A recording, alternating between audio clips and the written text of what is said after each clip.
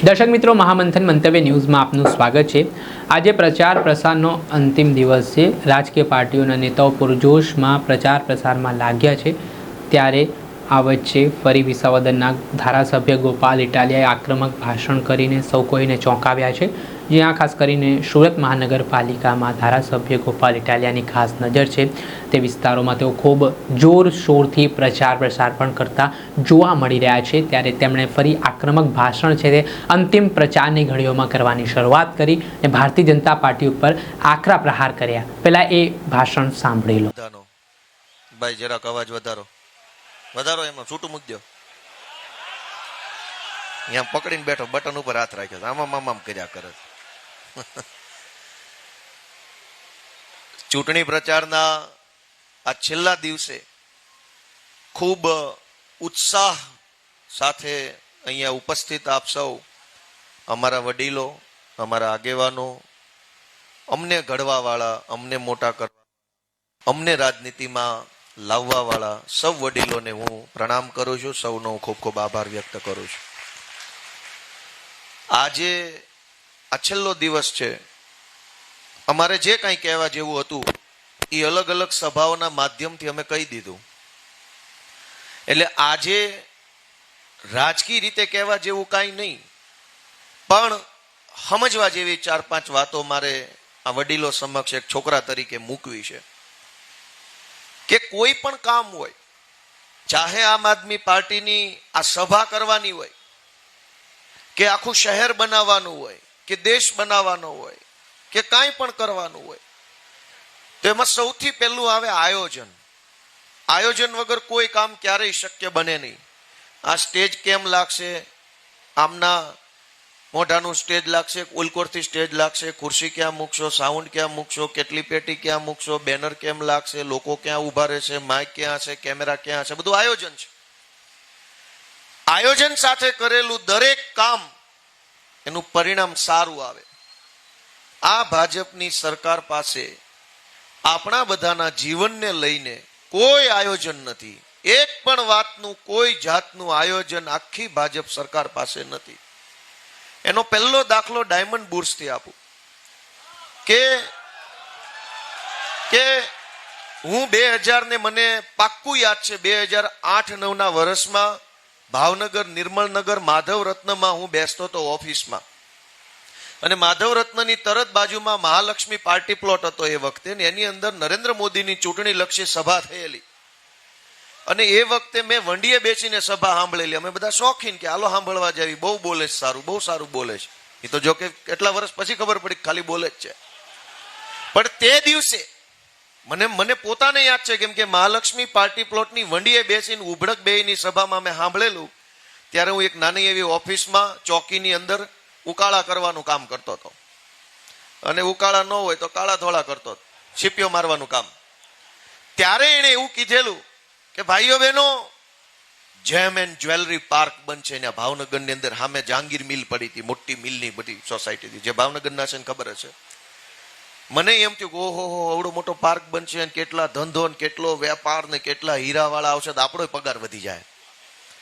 તો ઈ ભાષણ સાંભળીને તેથી મને એમ થયેલું કે આપણો પગાર વધી જાય। હા, કંઈક મોટી કાંઈક પાર્ક બનશે તો અત્યારે 28000 કામ કરીએ છીએ, 5500 થઈ જાય। અને એવી જ રીતે અહીંયા ડાયમંડ બુર્સ બન્યું। હું આજે આખી વાત આયોજન ઉપર કરવીશ કે ભાઈ, હીરાનો ધંધો મોટો થાય તો એમાં સૌથી વધુ આપણે કાઠિયાવાડના લોકો જ સૌથી વધુ ખુશ થઈએ, સુખી થઈએ અને રાજી થઈએ। પણ વગર આયોજને આખું 4000 કરોડનું બિલ્ડિંગ ખડકી દીધું। બનાવતા પહેલા, આ કરતા પહેલા 5000 નાના નાના જે વેપાર ધંધો કરનારા વેપારીઓને પૂછ્યું હોત, બધાની સલાહ લીધી હોત, બધાનું સૂચન લીધું હોત, બધાની ભલામણો લીધી હોત, અને 5000 નાના મોટા વેપારીઓ કે એ પ્રમાણે જો કર્યું હોત, તો આજે ધમકીઓ મારીને બુર્સ ચલાવવા માટે વેપારીઓને મોકલવા ન પડે। તો શું કામ આવા આયોજન વગરના કામ કરી નાખો છો? માત્ર વાહવાહી કરાવવા, માત્ર ટીવીમાં હેડલાઇન બનાવવા, માત્ર સમાજ ઉપર રોલા પાડવા કે અમે આ બનાવી નાખ્યું। ભલે કર્યું એ ખરાબ નથી, પણ કોકને પૂછો, આયોજન કરો કે કયા વિસ્તારમાં બનાવીએ, કેટલા એકરમાં બનાવીએ, આ બનાવવાની સાથે સાથે શું બનાવવું પડશે। હવે ડાયમંડ બુર્સ બને મુંબઈની તમામ કંપનીઓ અહીંયા સુરતમાં આવે તો એ ખરાબ બિલકુલ નથી, પણ ખાલી હીરાની કંપનીઓ અહીંયા આવશે તો જ્વેલરીની કંપનીઓ કોણ લઈને આવશે? જ્વેલરીની કંપનીઓ આવે તો તૈયાર હીરાને વેચવા વાળી જે કંપનીઓ મુંબઈમાં છે એની અહીંયા હાલે. ઇન્ટરનેશનલ ફ્લાઇટ અહીંથી સીધું રશિયા જવું હોય, હોંગકોંગ જવું હોય, સીધું આપણે સિંગાપોર જવું હોય, અમેરિકા સીધું સુરતથી વિમાનમાં જવું હોય ત્યાં ફ્લાઇટ. તો હીરાના બાયર છે એ તો વિદેશથી આવવાના છે, દેશના બીજા રાજ્યોમાંથી આવવાના. સીધી બેંગ્લોરની ફ્લાઇટ કરવી હોય તો ક્યાંથી લાવવાની? કલકત્તાની ડાયરેક્ટ ફ્લાઇટ ક્યાંથી લાવવાની? હીરાના વેપારીઓ જે રાજ્યોમાંથી આવે છે, જે દેશમાંથી આવે છે, એ એના દેશમાંથી બેસે અને સીધા સુરત ઉતરી શકે તો અહીંયા હીરા લેવા આવે. 5 સ્ટાર 7 સ્ટાર હોટલો, ભાઈ કરોડો રૂપિયાના હીરા ખરીદવા આવ્યો છે એ થોડો ઓયોમાં રોકાશે? એને રોકાવાની હોટલ એ હારી જોઈ. ક્યાં હોટલ? 200-500 કરોડનો માલ લેવા આવ્યો છે, માણસ રોકાશે ક્યાં? એવી 7 સ્ટાર હોટલો સુરતમાં હજી નથી બની. ઇન્ટરનેશનલ કનેક્ટિવિટી નથી બની. જ્વેલરીનું કામ કરતી દુનિયાભરની જે બેસ્ટ કંપનીઓ છે, TBZ છે અને ZH કે કેવી કરી ખબર નહીં કને કંપનીઓ, મારો તો ધંધો નથી આ, એ બધી કંપનીઓ ક્યારે અહીંયા આવશે? કોઈ આયોજન કર્યા વગર માત્ર ને માત્ર સમાજની અંદર પોતાની વાહવાહી કરાવવા માટે 4000 કરોડ રૂપિયા વેપારીઓને નવરાવી દીધા. અને હવે પાછળથી ધમકીઓ મારે છે કે નહીં આવો તો તમારે રેડ પડી જશે, નહીં આવો તો આમ થઈ જાય. શું કામ આવા ધંધા કરો છો? આયોજનથી કરો ને કામ. કોણ ના પાડે છે? કરો. બધાને ભેગા લઈને આલો. 1 નહીં 20 વખત મીટિંગ કરો, 20 નહીં 2000 મીટિંગ કરો. જ્યાં સુધી દરેક માણસની સર્વસંમતિ ન થાય ત્યાં સુધી પ્લાનિંગ કરો. અને પ્લાનિંગ કરીને બિલ્ડિંગ બનાવ્યું હોત તો આજે આપણે સભા ક્યાં કરતા હોત? ન્યા કરતા હોત. અને ભાજપ વાળા શું કામ અહીં સભા કરવા? તમારે બુર્સમાં જ રાખવાની દરેક ચૂંટણી. હવે અહીં તમારે સભા જ નહીં કરવાની, તમે બનાવ્યું છે તો તમે એનું ગર્વ લ્યો ને, ત્યાં રાખો લ્યો. આ ભારતીય જનતા પાર્ટીના ઉમેદવારોના સમર્થનમાં મીટિંગ કેમ નથી ત્યાં રાખતા? કેમ અહીંયા બોર્ડ માર્યા છે, મિની બજારમાં બોર્ડ માર્યા છે? તમને ખબર છે કે તમારું આયોજન ફેલ ગયું છે, કેમ કે કોઈ નેતાને ખબર જ નથી કરવાનું હું છું. આ પહેલો મુદ્દો. બીજો મુદ્દો કે ટેક્સટાઇલ્સ એ આપણા અહીંયા સુરતની જીવાદોરી છે અને દુનિયાભરમાં ટેક્સટાઇલ્સનું કપડું આપણું જાય છે.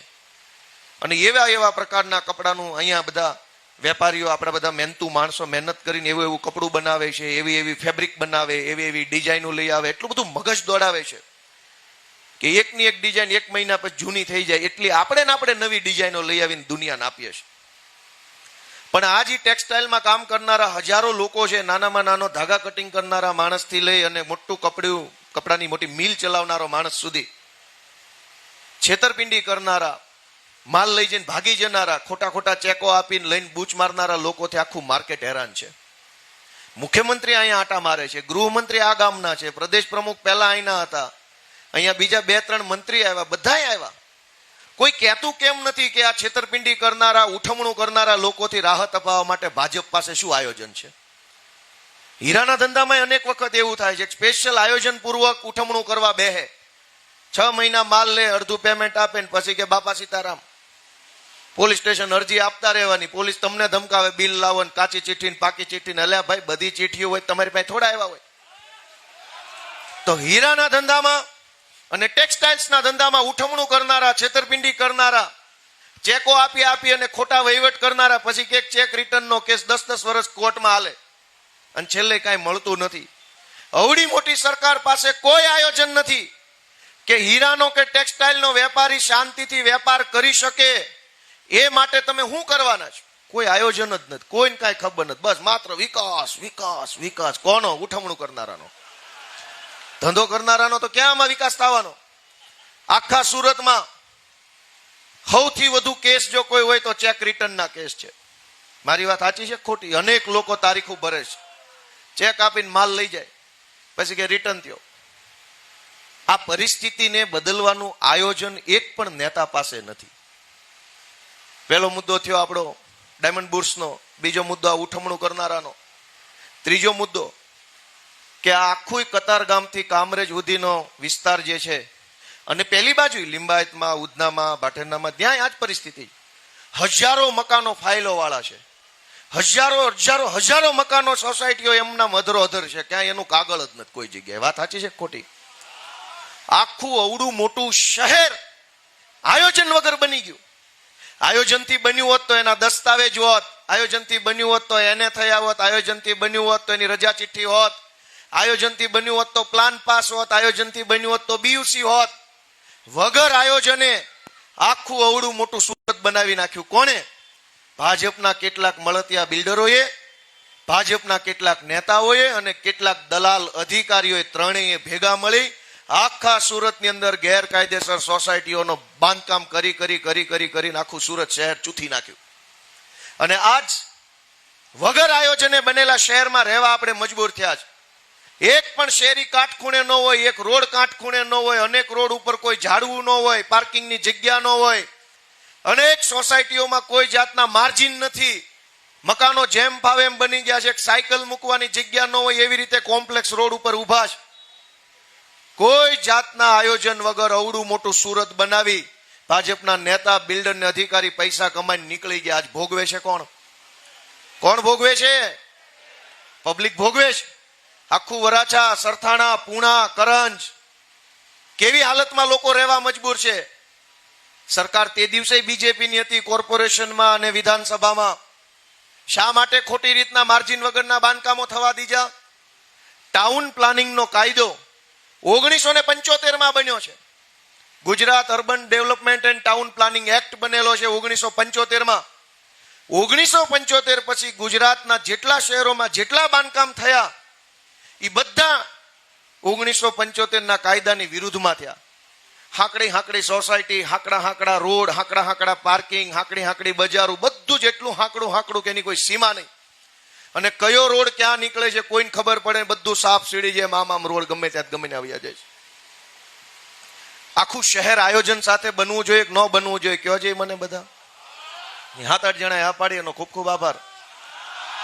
દોસ્તો, દુબઈ જાય, અનેક લોકો દુબઈ ગયા છે હીરાના કામથી. કેવી દુબઈમાં વ્યવસ્થા છે, કેવા રોડ છે, કેવા બ્રિજ છે, કેવી વ્યવસ્થા છે. શું કામ?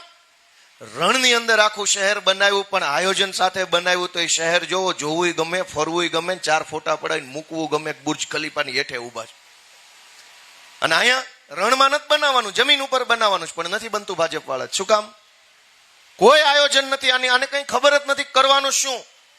અને આજે આખું કામરેજની આજુબાજુનો બધો વિસ્તાર, મોટા વરાછાથી ઉપરનો વિસ્તાર, ન્યૂ કતારગામ કહેવાય, ગોઠાણ સાઈડનો વિસ્તાર, આ બાજુ સારોલી સાઈડનો વિસ્તાર, ભાજપના મળતિયા બિલ્ડરો જેમ ફાવે એમ સોસાયટીઓ, જેમ ફાવે એમ આઈટી ઇન્ડસ્ટ્રીયલ પ્લોટ બનાવીને જેમ ફાવે એમ કરીને વેચવા માંડ્યા છે. એક વખત બધું બાંધકામ થઈ જશે, મકાનો બની જશે, ઇન્ડસ્ટ્રીયલ કોમ્પ્લેક્સો બની જશે, રેસિડેન્શિયલ સોસાયટી બની જશે, પછી ભાજપની સરકાર આવશે કે અહીંયા અમે ટીપીનો નકશો લાગુ કર્યો છે અને તમારી સોસાયટી આખી અમારા રિઝર્વેશનમાં આવે છે. આગળ બાંધકામ ને વાહે નકશો. 30 વર્ષથી આ હાલે છે. તમે મને કહો પહેલા નકશો હોય કે પહેલા બાંધકામ હોય?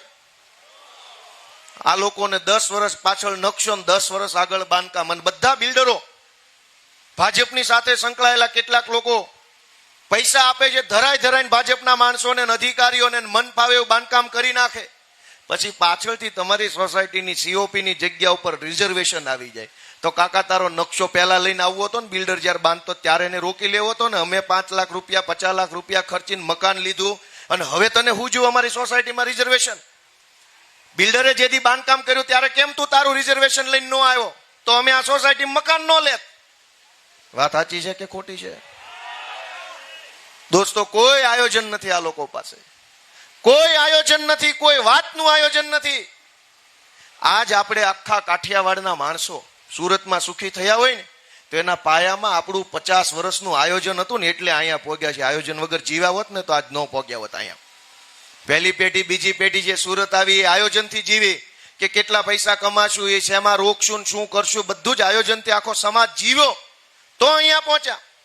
આપણી સરકાર પાસે કોઈ આયોજન નથી. ચોથી વાત સાંભળો છો બધા કે સન્નાટો કેમ થઈ ગયો? તડકાનું કઈક ગમે એ સારું.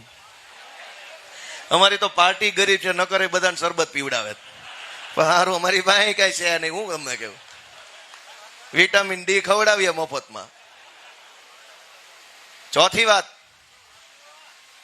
કે લોકસભામાં અને હું આ ક્યાંય રાજકીય વાત નથી કરતો, હું આયોજનની જ વાત કરું છું માત્ર. અને તમે વિચારજો કે આયોજન હોવું જોઈએ કે ન હોવું જોઈએ, કોઈ પણ વાતનું. લગ્ન જેવું લગ્ન કરતા હોય ને તોય 2 મહિના અગાઉ આયોજન હાલતું હોય. આ શહેર બનાવવાનું છે, કાંઈક તો આયોજન આમાં નહીં આવતું હોય. લોકસભામાં અમિત શાહે હમણાં પરિસીમન વિધેયક, અંગ્રેજીમાં ડિલિમિટેશન બિલ રજૂ કર્યું. અને એમાં એને એવું જાહેરમાં લોકસભામાં ઉભા થઈને અમિત શાહે કીધું કે દેશમાં જનસંખ્યા બહુ વધી ગઈ છે, પણ જનસંખ્યાના પ્રમાણમાં નેતા નથી, નેતા ઓછા પડે છે, ઘટે છે સેવા કરવા વાળા. એટલે 542 સાંસદો જે છે એની સંખ્યા વધારીને 850 કરવા માંગે છે. આવું બધા સાંભળ્યું કે ન સાંભળ્યું? સંખ્યા વધી તો અમિત શાહને એમ લાગે છે કે નેતા વધારવા પડશે, પણ અમિત શાહને કે એની આખી ભાજપને એવું નથી લાગતું કે સંખ્યા વધી છે તો 10 સ્કૂલો પણ વધારવી પડશે, કોલેજો વધારવી પડશે, એવું નથી લાગતું. નેતા વધારવાના છે. હજુ તો આ 542 જણા આપણી સેવા કરવામાં પોગતા નથી, એ લોકો થાકી જાય સેવા કરી કરીને, એટલે હજુ વધારવાના છે. સેવક ઓછા પડે. કોક તો ભાજપ વાળાને ક્યારેક તો પૂછો કે હું ધંધા આદર્યા છે તમે. 542 માંથી 850 સાંસદ સભ્યો કરવા છે એટલા માટે કે સંખ્યા વધી ગઈ દેશમાં લોકોની.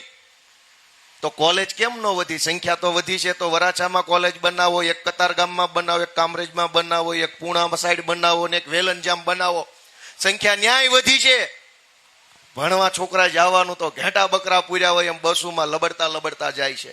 ન્યા અમિત શાહને કે એની પાર્ટીને એક સંઘવીને એક પાટીલને નથી લાગતું કે સંખ્યા વધી છે તો જોન વાઇઝ એક એક કોલેજ બનાવી દઈએ તો છોકરા લબડતા લબડતા ભણવા ન જાય પણ આત્મસન્માન સાથે ભણવા જાય.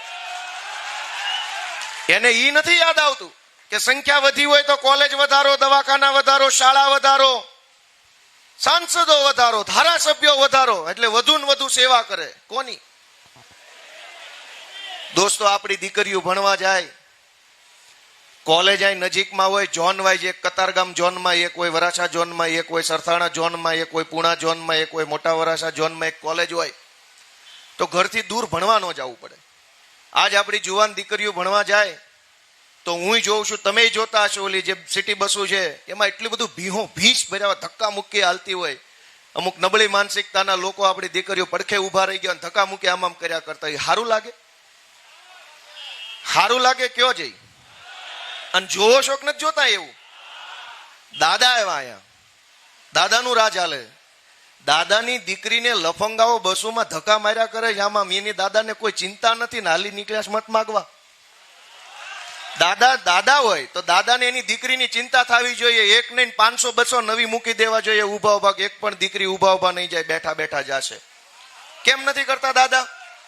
દાદાની સરકાર, દાદા દયાળુ, દાદા માયાળુ, દાદા મૃદુ, દાદા મક્કમ, પણ આપણી છોકરીઓને લફંગા બસમાં ધક્કા મારે એનું શું? એની ચિંતા નથી થતી દાદાને? રોડ શો કરતા આમામ તો કરો ભાઈ, કઈ તકલીફ હોય કયો તકલીફ આમામ કરો ને. ક્યારેક આવીને હીરા બજારમાં હું ભાઈ હું તકલીફ છે બોલો હું કામ? આમામ કરો ને કાયમ. આમામ ક્યારેક તો આમામ કરો કે ભાઈ હું તકલીફ છે, દીકરાનું શું તકલીફ છે, દીકરીને શું તકલીફ છે, હીરામાં શું તકલીફ છે, બુર્સમાં શું તકલીફ છે, ટેક્સટાઇલ બોલો શું તકલીફ. આમ તો કરો દર ચૂંટણી આમામ. અને આપણને ફાવી ગયું છે.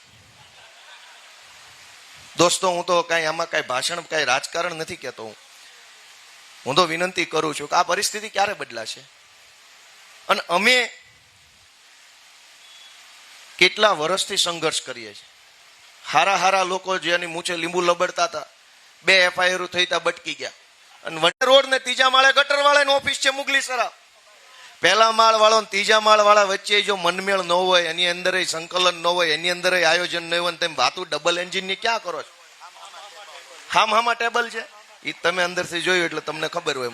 હામાં ટેબલ છે. લ્યો, આ ટેબલ ઉપર પાણી પુરવઠા વાળો, અહીંયા રોડ વાળો ને ગટર વાળો, ત્રણેય મળીને પ્લાનિંગ કરતા હોય તો એકનો એક રોડ તોડવો પડે છે? કોઈ આયોજન? આપણે આપણું ઘર બનાવતા હોય ને તો ઝીણામાં ઝીણી વસ્તુનું ધ્યાન રાખીએ.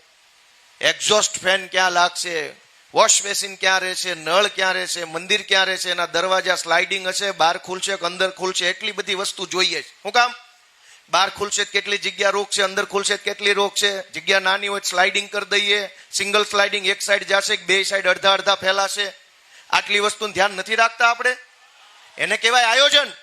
આ લોકો પાસે કોઈ આયોજન જ નથી. આ દિનેશભાઈ ધર્મેશભાઈ તો કોર્પોરેશનમાં બેઠેલા એટલે એ કહે છે કે હામાં ટેબલ છે. હવે રોડ ખાતાનું ગટર ખાતાનું ટેબલ હામાં હોય બે ભેગા મળીને નક્કી કરીને આયોજન કરીને પહેલા ગટર બનાવે ને પછી રોડ બનાવે, કઈ તકલીફ તો પૈસા ન મળે. દોસ્તો, હું તમને ફરીને એક જ વસ્તુ કહેવા માંગુ છું કે આ લોકો પાસે કોઈ આયોજન નથી. ગમે એટલા મત આપો, પૈસા વાળા ઈ થશે, તમે નહીં થાવ. કેમ કે એની પાસે કઈક આયોજન તો હોવું જોઈએ ને. કરવાનું હું જ આયોજન અમારી પાસે છે, અને આયોજન એની પાસે એક વસ્તુનું છે કે આવતી ચૂંટણીમાં આપ વાળાને કેમ હરાવાય એનું આયોજન એની પાસે છે. અને અમારી પાસે આવતી ચૂંટણીનું નહીં, આવતી પેઢીનું આયોજન લઈને આવ્યા છે કે આ સુરતની આવનારી પેઢીને સુખી કરવી હોય તો સુરતમાં શું શું વ્યવસ્થા ઉભી કરવી પડે, અમારા અધિકાર પત્ર નક્કી કર્યું. ઈ આવતી ચૂંટણીનું વિચારે છે, અમે આવતી પેઢીનું વિચારીએ છીએ. તમે કોનું વિચારો છો ઈ જોઈને નક્કી કરીને મત આપજો દોસ્તો. આવતી પેઢીનું વિચારતા હોય તો હાવણો દબાવવાનો છે, અને આવતી ચૂંટણીનું હોય તો કમળવાળા બેઠા જ છે વાટ જોઈને.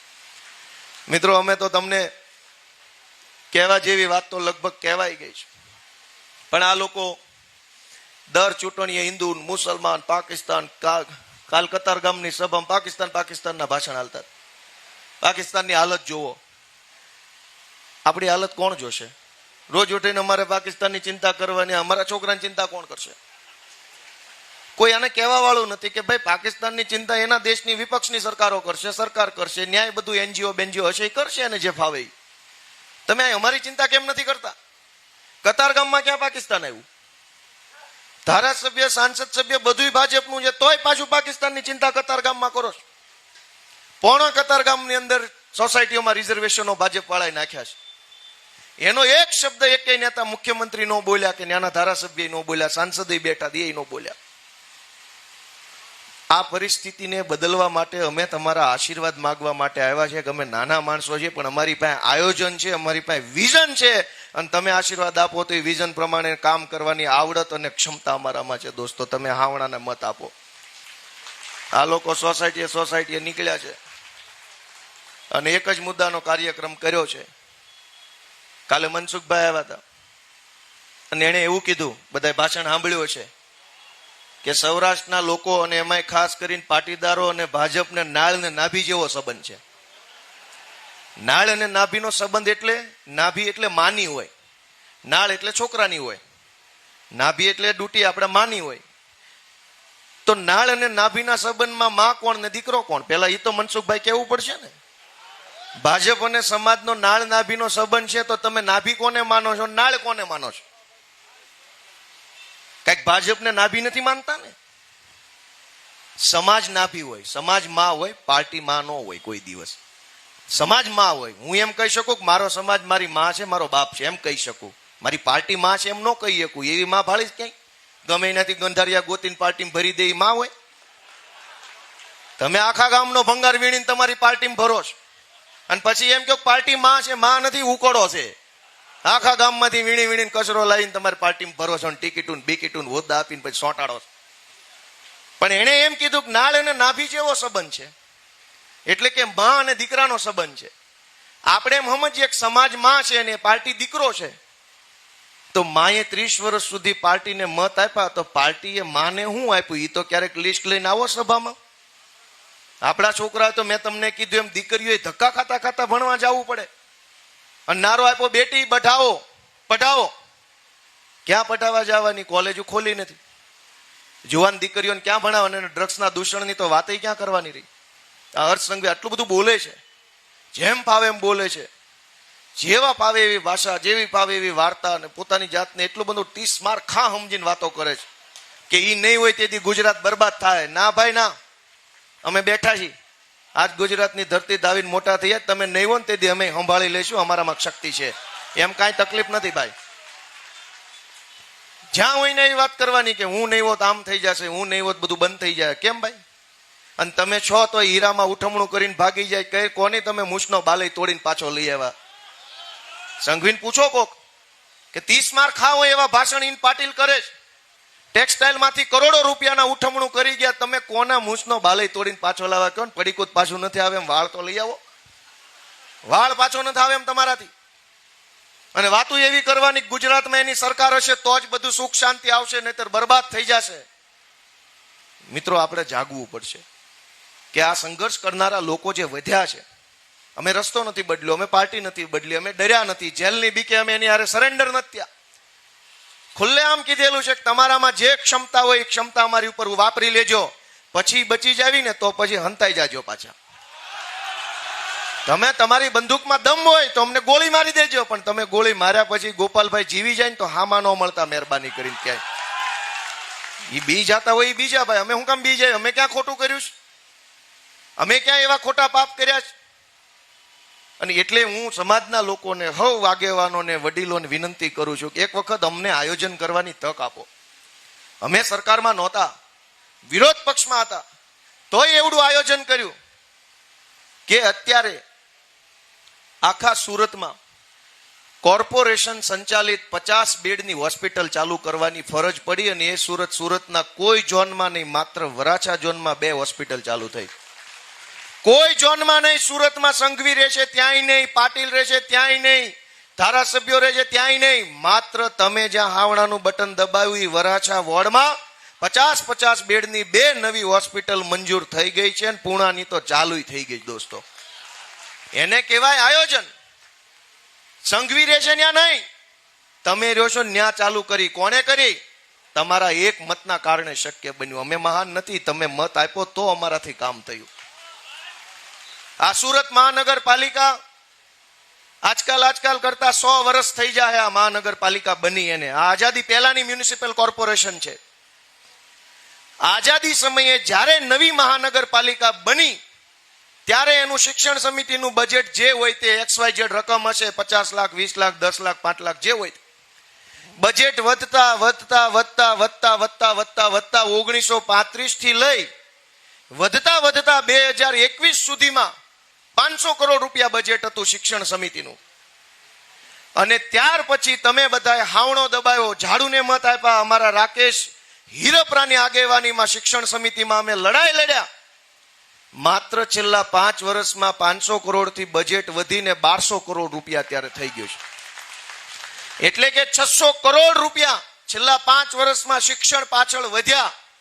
એનું પરિણામ શું આવ્યું કે આજ કોઈ ભાજપ વાળો મને ખોટો પાડી દે તો આ ચાલુ ચૂંટણીમાંથી રજા લઈ લેવી છે. હવે મારે પ્રચાર જ નથી કરવો. જો હું બોલું એ ખોટું પડે તો હમણાં બોલું કે આજ આખા સુરતમાં માત્ર ને માત્ર વરાછા વિસ્તારની સરકારી શાળાઓ 100% ડિજિટાઇઝ થયેલી છે. 100% ડિજિટલ પેનલો, સ્માર્ટ બોર્ડ લાગેલા છે. માત્ર વરાછામાં. હર્ષ સંઘવી જ્યાં ધારાસભ્ય છે એની તમામ સરકારી શાળાઓ 100% ડિજિટલ નથી. 1 રૂમમાં કે 2 રૂમમાં સ્માર્ટ બોર્ડ લાગ્યા છે. સુરતમાં વરાછા વિસ્તારમાં આમ આદમી પાર્ટી જીતી, એની તમામ સરકારી શાળાના તમામ ક્લાસરૂમમાં સ્માર્ટ બોર્ડ, ડિજિટલ બોર્ડ લાગી ચૂક્યા છે. કારણ કે તમે હાવણો દબાવ્યો હતો. પાટીલનું ઘર જે વિસ્તારમાં છે એની એક પણ સરકારી શાળા 100% ડિજિટલ નથી. જ્યાંથી કતારગામના ધારાસભ્ય રહે છે ત્યાં 100% ડિજિટલ શાળા નથી. જ્યાં હાવણો દબાવ્યો ત્યાં 100% ડિજિટલ શાળાઓ ચાલુ થઈ ચૂકી છે. કારણ કે તમે અમને મત આપ્યો. સરકાર એની હતી છતાંય આ થયું. અને મારી વાત આ ખોટી હોય તો કોઈ પણ ભાજપ વાળા આવી જાય ને મને ખોટો સાબિત કરી દે તો આપણે માઇક મૂકી દેવું નથી, વાત જ કરવી. હવે દોસ્તો, આયોજનથી કામ કરીએ તો અનેક કામ થઈ શકતા હોય છે, પણ વગર આયોજને એમ નામ જીકમ જીક જે ચૂંટણી આવે એમાં લાવો મત એક જ મુદ્દાનો કાર્યક્રમ. મુખ્યમંત્રી સાહેબ આવ્યા, મેં એને 5 મુદ્દાની રજૂઆત કરી, વિડીયો બનાવીને મૂક્યો તો ફેસબુકમાં. કોઈ જોયું હતું કે ભાજપ વાળા તમને સાચું નહીં કે? તમે અહીંયા સુરતમાં આવીને સમાજ શ્રેષ્ઠીઓના નામે જેને મળો છો ને એની સમાજની પતર ફાડનારા લોકો છે. સમાજ શ્રેષ્ઠી નથી, સમાજને અવળા રવાડે ચડાવનારા લોકો છે. સમાજને લૂંટીને સમાજના પૈસે સમાજની ઉપર રોફ જાળનારા, સમાજને જ્ઞાન આપનારા લોકો છે. તમારે સાચું સાંભળવું હોય તો આવો મિની બજારમાં, આવો ચોકસી બજારમાં, નાના વેપારીને મળો તો સાચું ખબર પડશે. દર ચૂંટણીએ ગાંધીનગરથી આવે સમાજ શ્રેષ્ઠીઓની મીટિંગ. લૂંટી લીધા હેતુફેર કરીને પ્લોટો કુદાવીને એફપી ના ખૂણાના પ્લોટો લઈ લઈને પબ્લિકને લૂંટીને પૈસા કમાઈને બેઠા. એ શું શ્રેષ્ઠી? તમે નાના માણસની પીડા પૂછતા નથી કે ભણાવવા માટે લોકોએ લોનું લેવી પડે છે. અનેક લોકોની હાથ બારમાં લોનોના સિબિલ ખરાબ થઈ ગયા આમ જોવો ને. અને તોય વિકાસની વાતો, એટલી બધી વિકાસ. છેલ્લી વાત કહી દઉં વિકાસની, કે ગમે એવી ચૂંટણી હોય, નાની હોય કે મોટી હોય, એટલે આ લોકો સતત વિકાસ.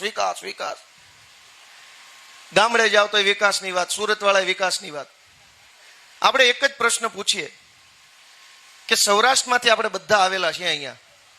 સૌરાષ્ટ્રમાં ભણવાની નિશાળ નહોતી, સૌરાષ્ટ્રમાં સારા દવાખાના નહોતા, સૌરાષ્ટ્રમાં સિંચાઈનું પાણી નહોતું, અનેક ગામડામાં પીવાનું પાણી નહોતું, રોજગારીની વ્યવસ્થા નહોતી, એક પણ પ્રકારનો વિકાસ કહી શકાય એવું નહોતું.